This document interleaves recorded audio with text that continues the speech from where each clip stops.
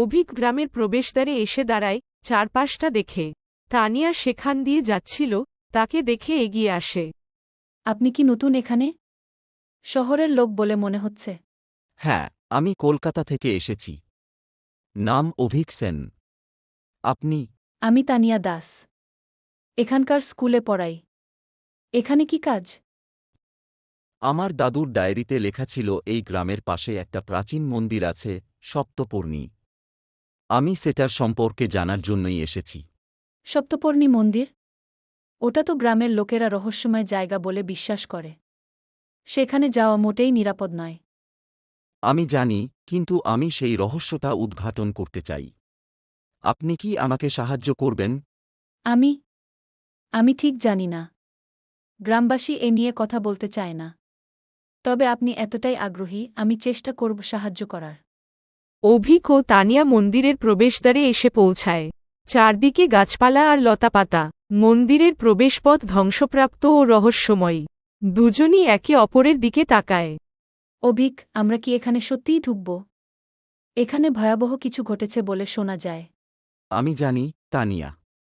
কিন্তু যদি আমরা সত্যিই কিছু গুরুত্বপূর্ণ খুঁজে পাই, আমাদের চেষ্টা করতে হবে।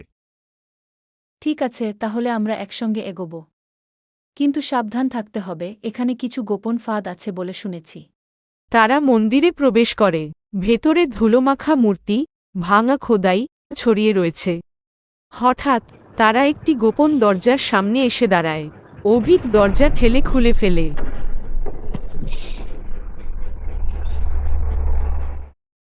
দেখো, তানিয়া, এখানে কিছু গোপন চিহ্ন রয়েছে। এ যেন প্রাচীন কোনো সংকেত। সত্যি? তবে কি ধনরত্ন এখানে লুকানো আছে? সুরেশ মন্দিরের মধ্যে প্রবেশ করে। অভিক ও তানিয়াকে গোপন কক্ষের সামনে দেখে। বেশ, অভিকবাবু, তানিয়া মিস, তোমাদের এতদূর আসার দরকার ছিল না।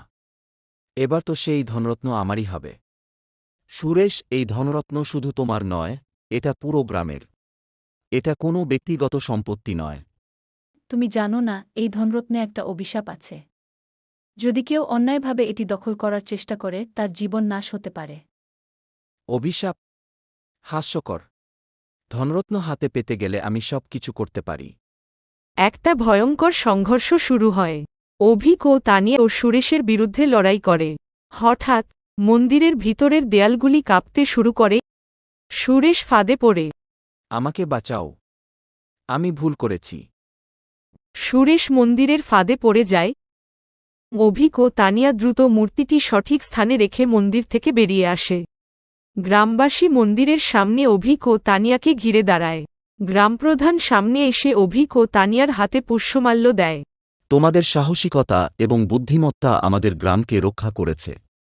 সপ্তপর্ণী মন্দিরের রহস্য উন্মোচিত হয়েছে, কিন্তু ধনরত্ন আমাদের জন্য রয়ে গেল। ধনরত্ন আমাদের ঐতিহ্যের প্রতীক, এবং সেটি আমাদেরই সুরক্ষায় থাকতে হবে। ঠিকই বলেছ, তানিয়া। আমাদের জন্য এর থেকে বড় পুরস্কার আর কিছুই হতে পারে না।